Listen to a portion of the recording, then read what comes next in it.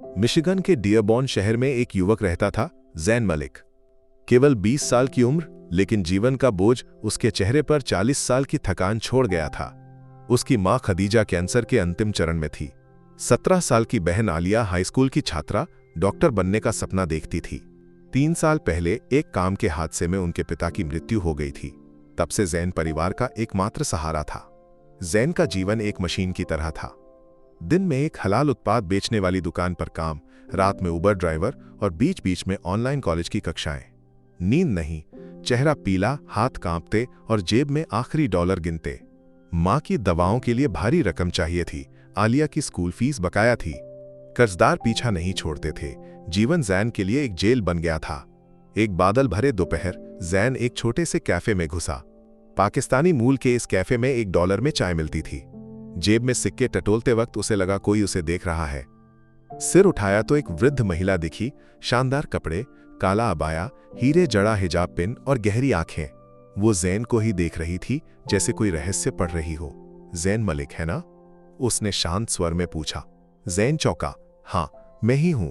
तुम मुझे जानती हो? मैं सफिया रहमान, एक बिजनेस वुमन। मैं तुम्हारे जीवन के बारे में जानती हूं। तुम्हारी मां की बीमारी, बहन के सपने, तुम्हारी तकलीफें। मैं सब बदल सकती हूं। ज़ैन का चेहरा उलझन में डूब गया। क्या मतलब? सफिया ने हल्की मुस्कान के साथ कहा, मुझसे शादी कर लो। ज़ैन हंसा, सोचा ये मजाक है। 70 साल के करीब दिखने वाली सफिया स्वस्थ और ऊर्जावान थी। उनकी मौजूदगी में जादुई आकर्षण था, लेकिन वो गंभीर थी। मैं मजाक नहीं कर रही, मुझसे शादी करो, मैं तुम्हारे कर्ज चुकाऊंगी। मां का बेहतरीन इलाज, आलिया के लिए मेडिकल कॉलेज तक का खर्च मैं उठाऊंगी। तुम्हारी रात की शिफ्ट, तनाव सब खत्म हो जाएगा। बस एक शर्त, मेरे नियम मानने होंगे। ज़ैन का सिर चकराने लगा। ये पागलपन है, तुमने मुझे ही क्यों चुना? सफिया की आंखें चमकी। कभी मैंने सब खोया था, आज मेरे पास सब है, लेकिन कोई साथ नहीं। सोचो ज़ैन, तुम्हें मुझसे प्यार नहीं करना, मैं तुम्हारी आजादी में दखल नहीं दूंगी। तुम्हारा अपना कमरा, अपनी जिंदगी होगी। कैफे से निकलते वक्त ज़ैन का मन अशांत था। सफिया के शब्द उसके दिमाग में गूंज रहे थे। दिन बीतते गए। मां की तकलीफ, आलिया को स्कूल छोड़ने की बात कहने की मजबूरी, सब उसे तोड़ रहे थे। एक शाम डियरबॉर्न के आसमान में सूरज डूबते वक्त ज़ैन सफिया के महलनुमा घर के सामने खड़ा था। उसने फैसला कर लिया। मैं तैयार हूं, उसने कहा। 1 हफ्ते में सारी कानूनी औपचारिकताएं पूरी हुई। एक सादा निकाह, कुछ गवाहों की मौजूदगी में। ज़ैन मलिक अब आधिकारिक रूप से सफिया रहमान का पति था, उस इलाके की सबसे अमीर महिला का। सफिया का महल एक सपनों की दुनिया था। क्रिस्टल झाड़, फानूस, फारसी कालीन, सोने की नक्काशी वाली सीढ़ियां। लेकिन इस ऐश्वर्य के बीच ज़ैन को एक खालीपन महसूस हुआ। घर में एक अजीब सन्नाटा। नौकर छायाओं की तरह हिलते, सभी सफिया के सामने झुके हुए। लेकिन इस चमक के पीछे कुछ छिपा था। महल की दूसरी मंजिल पर एक बड़ा दरवाजा, हमेशा ताला लगा, चौकीदारों की निगरानी में। कोई इसके बारे में बात नहीं करता। ज़ैन को सब मिला, अलग कमरा, नए कपड़े, हर जरूरत पूरी। लेकिन सफिया और उसके बीच एक अदृश्य दीवार थी। हर रात वे साथ खाना खाते, सफिया उसका हाल पूछती, लेकिन रिश्ता उससे आगे नहीं बढ़ता। सफिया हमेशा शालीन, लेकिन दूरी बनाए रखती। वो ताला लगा दरवाजा ज़ैन के मन को परेशान करता। हर बार उसके सामने से गुजरते वक्त जैसे वो कुछ कह रहा हो। एक रात उसने दरवाजे के ठंडे पीतल के हैंडल को छुआ। तभी एक चौकीदार प्रकट हुआ। साहब, यहां जाना मना है। क्यों? ज़ैन ने पूछा। जवाब नहीं मिला। एक फजर की नमाज के वक्त पास की मस्जिद से अजान गूंज रही थी। तभी ज़ैन ने उस दरवाजे के पीछे से आवाजें सुनी। एक औरत की आवाज सफिया की। उसका दिल तेजी से धड़का। सफिया असल में कौन है? इस दरवाजे के पीछे क्या है? क्या उसकी शादी ने परिवार को बचाया, लेकिन उसे एक ऐसे दरवाजे के सामने लाकर खड़ा कर दिया जिसे खोलना नहीं चाहिए? उस रात के बाद ज़ैन की नींद उड़ गई। शानदार बिस्तर पर लेटकर भी उसके मन में तूफान। सफिया ने वादे के मुताबिक मां की सेहत सुधारी। शिकागो से मशहूर ऑन्कोलॉजिस्ट बुलाया। आलिया की स्कूल फीस चुकाई, नया लैपटॉप और स्टडी टेबल दिलवाया। ज़ैन का परिवार इस चमत्कार के लिए शुक्रगुजार था। लेकिन ज़ैन का मन शांत नहीं था। सफिया वैसी ही रही, नरम, शांत, थोड़ा अलग थलग। वो दूसरों के साथ नमाज नहीं पढ़ती, हमेशा उस ताले वाले कमरे के पास एक कमरे में अकेले इबादत करती। जब भी ज़ैन उस कमरे के बारे में पूछता, नौकर एक ही जवाब दोहराते, साहब वो खास जगह है, मैडम की इजाजत के बिना कोई नहीं जा सकता। ज़ैन को लगने लगा वो एक सोने के पिंजरे में कैद राजकुमार है। सब कुछ है, लेकिन सबसे जरूरी चीज सच उसके पास नहीं। एक शाम महल के आंगन में पुरानी कुरान पढ़ते वक्त 19 साल की मीरा उसके पास आई। सफिया की निजी सहायिका मीरा महल में एकमात्र इंसान थी जो जैन से दिल खोलकर बात करती। सब ठीक है साहब? मीरा ने नरम स्वर में पूछा। मीरा, कृपया सच बोल, उस ताले वाले कमरे में क्या है? मीरा का चेहरा पीला पड़ गया। मुझे माफ करें, मुझे नहीं पता। तुम्हारी आंखें बता रही हैं, तुम्हें पता है, जैन ने धीरे कहा। मीरा एक पल हिचकी, फिर फुसफुसाई, कृपया मत पूछो, मैं सब खो दूंगी। जैन ने उसे और नहीं दबाया, लेकिन मीरा के शब्दों ने उसकी उत्सुकता बढ़ा दी। उस रात उसने मीरा को फिर देखा, रसोई में, जहां कोई सुन न सके। मीरा, अगर सफिया मान जाए तो जब वो अकेली हो मुझे बता सकती हो? मीरा फिर हिचकी, लेकिन आखिरकार सिर हिलाया। अगर वो मान गई तो मैं बता दूंगी। 2 रात बाद आधी रात को जब महल सन्नाटे में डूबा था, मीरा जैन के कमरे के सामने प्रकट हुई। वो कमरे में अकेली हैं और तुमसे मिलना चाहती हैं। जैन का दिल तेजी से धड़का। उसने मुंह धोया, नीला कुर्ता पहना और महल की मध्यम रोशनी में चला। दीवारों पर पुरानी पारिवारिक तस्वीरें उसे घूर रही थीं। सफिया के कमरे के दरवाजे पर दस्तक दी। अंदर आ, शांत आवाज आई। कमरा बाकी सबसे अलग था। लंबे गमलों में गुलाब, शानदार पर्दों से ढकी खिड़कियां। कमरे के बीच में सफिया बैठी थीं, उनकी उम्र को छिपाती एक शांत सुंदरता। मुझे नहीं लगा था तुम आओगे, उन्होंने कहा। नहीं आना मुश्किल था। मेरे मन में कई सवाल हैं, जैन ने धीरे कहा। सफिया धीरे से उठी, एक पुरानी तस्वीर निकाली और जैन को दी। 1980 के दशक के कपड़े पहने एक पुरुष, जैन से आश्चर्यजनक रूप से मिलता जुलता, सफिया के साथ। ये तुम्हारा पिता सैमुअल मलिक? तुम्हारी मां से शादी से बहुत पहले मैं उससे मिली थी। जैन की सांस रुक गई। तुम उसे जानती थी? सफिया की आवाज कांपी। वो मेरी जिंदगी का पहला प्यार था। मेरे पति की मृत्यु के बाद सैमुअल ने मेरे साथ दया दिखाई। मैंने इसे प्यार समझ लिया। जब मैंने उससे शादी की बात की, वो हंसा। कहा, मैं सिर्फ एक अमीर मनोरंजन हूं। सफिया ने मुंह फेर लिया, आवाज सख्त हो गई। उस ठुकराव, उस अपमान ने मुझे तोड़ दिया। मैंने उस दर्द को छिपाया। फिर तुम्हें देखा, जैन, तुम उसकी नकल हो। जैन खड़ा हुआ। तो ये शादी एक बदला थी? सफिया ने उसकी ओर देखा। पहले हां, मैं तुम्हें दुख देना चाहती थी, तुम्हारे पिता की तरह। लेकिन तुम अलग हो। तुमने मेरे साथ सम्मान से पेश आया। तुमने वो दया दिखाई जो मैं हकदार नहीं थी। उनकी आंखें भर आईं। मुझे तुमसे प्यार हो गया। जैन चौंक कर पीछे हटा। यह पागलपन है। सफिया धीरे से चली, हाथ दिल पर रखा। दिल को तर्क नहीं पता जैन। नहीं, दर्द। लंबी तीखी खामोशी। उस दरवाजे के पीछे क्या है? जैन ने पूछा। सफिया ने गहरी सांस ली। सच, अब तुम इसे जानने के लिए तैयार हो। उन्होंने एक पीतल की चाबी निकाली और उसे दी। कल रात जब सब सो जाएं, आना। सवाल या इल्जाम नहीं, बस अपने दिल के साथ। उस रात जैन सोया नहीं। पिता के बारे में जानने ने उसकी दुनिया उलट दी। सफिया, उनका महल, ये शादी, क्या सब एक छिपी कहानी का हिस्सा था? लेकिन सफिया की आंखों का दर्द सच्चा था। चाबी हाथ में लेकर वो सोचता रहा, ये सिर्फ एक दरवाजे की चाबी नहीं, शायद एक ऐसे सच की जो उसे तोड़ दे या ठीक कर दे। अगली रात जब महल सन्नाटे में डूबा, जैन उस निषिद्ध दरवाजे के सामने खड़ा था। अंधेरे में सिर्फ एक पुरानी घड़ी की टिक टिक।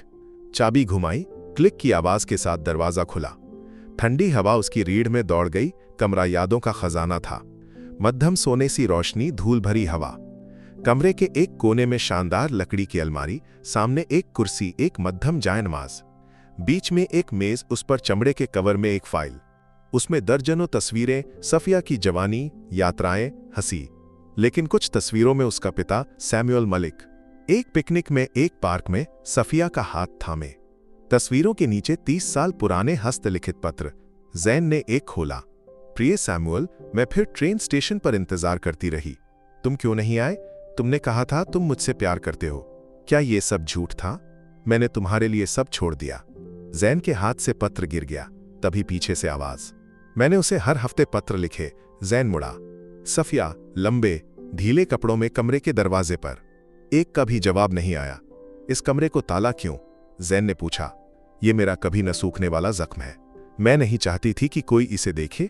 फिर मुझसे शादी क्यों? ये जाल क्यों? सफिया उसके करीब आई। पहले तुम्हारे पिता के बेटे को सजा देने के लिए, लेकिन तुम वो नहीं हो जैन। तुमने मुझे सिखाया फिर से प्यार करना। जैन भावुक हो गया। ये प्यार नहीं सफिया, ये बनावटी है, गुनाह, खेल। अब ये प्यार है, सफिया ने शांत स्वर में कहा। मैं तुम्हें नियंत्रित नहीं करना चाहती। बस तुम्हें देखना चाहती हूं। जैन का ध्यान अलमारी की ओर गया। पत्रों के बीच एक कानूनी दस्तावेज। 1 महीने पहले लिखा सफिया का वसीयतनामा, उनकी सारी संपत्ति जैन के नाम। तुम सब कुछ मुझे दे रही हो? हाँ, सफिया ने कहा। मैं तुम पर भरोसा करती हूं। तुमने मुझे वो लौटा दिया जो मैं खो चुकी थी, उम्मीद। जैन की आंखें भर आईं। उसे नहीं पता था कि गुस्सा करे, दुखी हो या सब एक साथ महसूस करे। मुझे नहीं पता ये सब क्या करूं, उसने फुसफुसाया। अगली रात जब महल सन्नाटे में डूबा, जैन उस निषिद्ध दरवाजे के सामने खड़ा था। अंधेरे में सिर्फ एक पुरानी घड़ी की टिक टिक। चाबी घुमाई, क्लिक की आवाज के साथ दरवाजा खुला। ठंडी हवा उसकी रीढ़ में दौड़ गई। कमरा यादों का खजाना था। मध्यम सोने सी रोशनी, धूल भरी हवा। कमरे के एक कोने में शानदार लकड़ी की अलमारी, सामने एक कुर्सी, एक मध्यम जायनमाज, बीच में एक मेज, उस पर चमड़े के कवर में एक फाइल। उसमें दर्जनों तस्वीरें, सफिया की जवानी, यात्राएं, हंसी। लेकिन कुछ तस्वीरों में उसका पिता सैमुअल मलिक, एक पिकनिक में, एक पार्क में सफिया का हाथ थामे। तस्वीरों के नीचे 30 साल पुराने हस्तलिखित पत्र। जैन ने एक खोला। प्रिय सैमुअल, मैं फिर ट्रेन स्टेशन पर इंतजार करती रही। तुम क्यों नहीं आए? तुमने कहा था तुम मुझसे प्यार करते हो। क्या ये सब झूठ था? मैंने तुम्हारे लिए सब छोड़ दिया। जैन के हाथ से पत्र गिर गया। तभी पीछे से आवाज, मैंने उसे हर हफ्ते पत्र लिखे। जैन मुड़ा। सफिया लंबे ढीले कपड़ों में कमरे के दरवाजे पर। एक का भी जवाब नहीं आया। इस कमरे को ताला क्यों? जैन ने पूछा। यह मेरा कभी न सूखने वाला जख्म है। मैं नहीं चाहती थी कि कोई इसे देखे। फिर मुझसे शादी क्यों? यह जाल क्यों? सफिया उसके करीब आई। पहले तुम्हारे पिता के बेटे को सजा देने के लिए, लेकिन तुम वो नहीं हो जैन। तुमने मुझे सिखाया फिर से प्यार करना। जैन भावुक हो गया। ये प्यार नहीं सफिया, ये बनावटी है, गुनाह, खेल। अब ये प्यार है, सफिया ने शांत स्वर में कहा। मैं तुम्हें नियंत्रित नहीं करना चाहती, बस तुम्हें देखना चाहती हूं। जैन का ध्यान अलमारी की ओर गया। पत्रों के बीच एक कानूनी दस्तावेज। 1 महीने पहले लिखा सफिया का वसीयतनामा, उनकी सारी संपत्ति जैन के नाम। तुम सब कुछ मुझे दे रही हो? हाँ, सफिया ने कहा। मैं तुम पर भरोसा करती हूं। तुमने मुझे वो लौटा दिया जो मैं खो चुकी थी, उम्मीद। जैन की आंखें भर आईं। उसे नहीं पता था कि गुस्सा करे, दुखी हो या सब एक साथ महसूस करे। मुझे नहीं पता ये सब क्या करूं, उसने फुसफुसाया। बस इस रात यहां रुको, सफिया ने कहा। वे घंटों बात करते रहे, पति पत्नी के रूप में नहीं बल्कि 2 जख्मी इंसानों की तरह। फज्र के वक्त उनके बीच एक अजीब सा सुकून छा गया। लेकिन तकदीर को कुछ और कहना था। कुछ हफ्तों बाद सफिया बीमार पड़ी। डॉक्टरों ने कहा, दिल का दौरा, उम्र।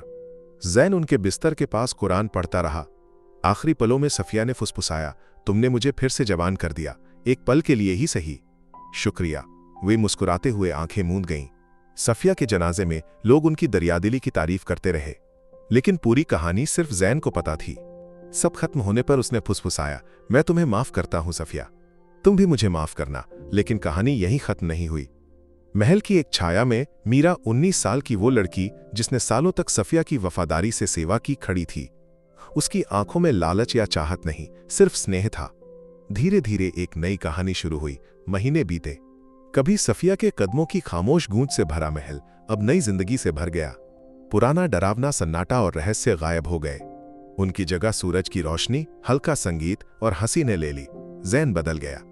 सफिया की संपत्ति, महल, रियल एस्टेट, 6 से ज्यादा कंपनियां का मालिक होने के बावजूद वो दौलत में अहंकारी नहीं हुआ। उसने इसका इस्तेमाल मां की देखभाल, आलिया को भविष्य देने और महल को प्यार का प्रतीक बनाने में किया। मीरा धीरे धीरे उसकी जिंदगी में जगह बना चुकी थी, हमेशा उसके पीछे, खामोश लेकिन मौजूद। एक दिन पुराने बगीचे में यास्मीन के फूल की देखभाल करती मीरा को जैन ने देखा। तुम्हें ये जगह बहुत पसंद है ना? मीरा मुस्कुराई। ये मेरी जिंदगी में एकमात्र घर है। तुमने कभी सफिया से डर नहीं लगाया जब सभी उनके सामने झुकते थे? उन्होंने मुझे पनाह दी, मीरा ने नरम स्वर में कहा। लेकिन तुमने इस जगह को सुकून दिया। वो शब्द जैन के मन से नहीं गए। उसने मीरा से और बातें शुरू की। वो अनाथ थी, महल में पली, टीचर बनने का सपना देखती थी। जैन ने फैसला किया उसकी मदद करेगा, बिना किसी शर्त के। ऋतुएं बदली, मिशिगन में वसंत लौटा। एक रात इशा की नमाज के बाद चांदनी में मीरा के साथ टहलते हुए जैन ने कहा, तुम हमेशा मेरे साथ थी, बिना कुछ मांगे। अगर मैं कहूं कि मैं तुम्हें अपनी जिंदगी का हिस्सा बनाना चाहता हूं, क्या ये तुम्हें खुश करेगा? मीरा की आंखें फैल गईं। मैंने हमेशा तुम्हारी खुशी चाही। मुझे घर का एहसास तुम्हारे साथ होता है, जैन ने कहा। एक सादा निकाह, मस्जिद में सिर्फ परिवार और दोस्तों के साथ। सफिया रहमान की रूह के लिए एक खामोश दुआ। जैन ने कभी सोचा था कि सफिया से शादी एक अभिशाप थी, एक बिना प्यार का सौदा। लेकिन अब उसे समझ आया, खुदा कभी कभी अजीब रास्तों से हमें सही जगह ले जाता है। मीरा गर्भवती हुई, उनकी एक बेटी हुई, नाम रखा सफिया। महल जो कभी दर्द का प्रतीक था, अब प्यार और हंसी का केंद्र बन गया। खदीजा, जैन की मां, आंगन में शांति से बैठती। आलिया मेडिकल कॉलेज में तीसरे साल की छात्रा वीकेंड पर घर आती। सफिया ने कभी अपने दर्द छिपाए उस महल के पूर्वी हिस्से में जैन ने एक नया कमरा बनवाया, रहमान लाइब्रेरी। सफिया की पुरानी किताबें, डायरियां, न भेजे गए पत्र सब वहां प्रदर्शित किए। प्रवेश द्वार पर एक पत्थर पर लिखा, प्यार हमेशा उस रूप में नहीं आता जिसकी हम उम्मीद करते हैं, लेकिन जब आता है तो उससे पहले का सब कुछ सार्थक कर देता है। समय बीता, महल एक चैरिटी और सांस्कृतिक केंद्र बन गया। जैन, मीरा और उनकी बेटी सफिया, एक परिवार। एक दिन बगीचे में मीरा ने गर्भ में बच्चे की पहली हलचल महसूस की। यहां हाथ रखो, उसने कहा।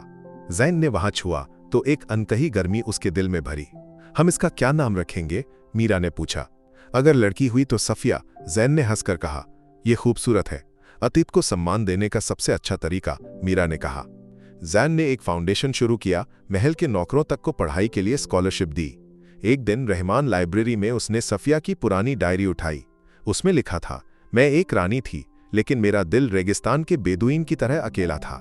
जैन नाम के इम्तिहान ने मुझे फिर से जन्म दिया। माफी सबसे बड़ा तोहफा है जो हम दे सकते हैं। सफिया की बेटी पैदा हुई, महल नई जिंदगी से गूंज उठा। पक्षियों की चहचहाहट और बच्चों की हंसी एक हो गई। जैन हर फज्र की नमाज के बाद छोटी सफिया को बगीचे में ले जाता, दुआएं सिखाता, सितारों की बातें करता। मीरा मां की चमक के साथ बिना नींद की रातों में भी शिकायत नहीं करती। मैं अपनी बेटी की आंखों में अपनी मां को देखती हूं, उसने कहा। साल बीते, आलिया डॉक्टर बनी। उसके ग्रेजुएशन समारोह में उसने कहा, यह जीत सिर्फ मेरी नहीं, मेरी मां की दुआ, भाई का बलिदान और एक औरत का अनंत दिल, उन्होंने मुझे यहां पहुंचाया। जैन की आंखें भर आईं। मीरा ने उसका हाथ थामा। मुझे तुम पर गर्व है, उसने फुसफुसाया। महल के सामने एक पट्टिका लगी, रहमान भवन, माफी, प्यार और दूसरे मौकों का घर। रमजान में इफ्तार दावतें, ईद उल अजहा में सैकड़ों परिवारों को गोश्त बांटा। लाइब्रेरी हर उम्र के लिए खुली। मीरा ने बच्चों के लिए किताबें लिखीं। पहली किताब, ताले वाले दरवाजे के पीछे। जब छोटी सफिया 3 साल की हुई, एक दिन लाइब्रेरी में उसने पूछा, पापा इस दरवाजे के पीछे क्या है? जैन हंसा, यहां अतीत का दिल धड़कता है, लेकिन अब हम भविष्य के दरवाजे खोल रहे हैं बेटी। वे एक साथ कमरे में गए। मेज पर सफिया रहमान की पुरानी डायरी के बगल में मीरा की नई डायरी। अतीत और भविष्य एक साथ। साल बीते। सफिया अब एक युवती जेरूसलम में पढ़ाई के लिए गई। एक दिन वो एक लाल फाइल लेकर लौटी। मम्मी, मैंने पापा की कहानी लिखी। ये जीवनी नहीं, माफी, बदलाव और दूसरे मौकों की कहानी है। मीरा ने फाइल खोली। हर पंक्ति में जैन था, लेकिन सिर्फ वो नहीं, सफिया रहमान, मीरा, सैमुअल मलिक, सभी। तुम इसका क्या करोगी? मीरा ने पूछा। प्रकाशित करूंगी। पापा खामोश रहे, लेकिन मैं उनकी आवाज दुनिया को सुनाऊंगी। दरवाजे के पीछे की कहानी, रहमान नाम की किताब दुनिया भर में पढ़ी गई। 1 साल बाद रहमान भवन में एक अंतर्राष्ट्रीय सेमिनार हुआ। जेरूसलम, अंडलूसिया, बोस्निया, पाकिस्तान, डेट्रॉइट, हर जगह से लोग। सफिया ने मंच पर कहा, मैं एक कहानी में पैदा हुई। मैंने अपने पापा की खामोशी और मम्मी की माफी को इन दीवारों में सुना। हर ताला लगा दरवाजा सब्र से खोला जा सकता है। समय आगे बढ़ा। जैन और मीरा बुढ़ापे की ओर। एक दिन जेरूसलम में सफिया से मिली एक युवती रहमान भवन पहुंची। आपकी जिंदगी को किताब बनाना चाहिए। दुनिया अब सिर्फ बुरी खबरें सुनती है, आपकी कहानी दया और माफी की है। जैन हंसा। मेरी जिंदगी पहले ही एक किताब है, आंसुओं में लिखी।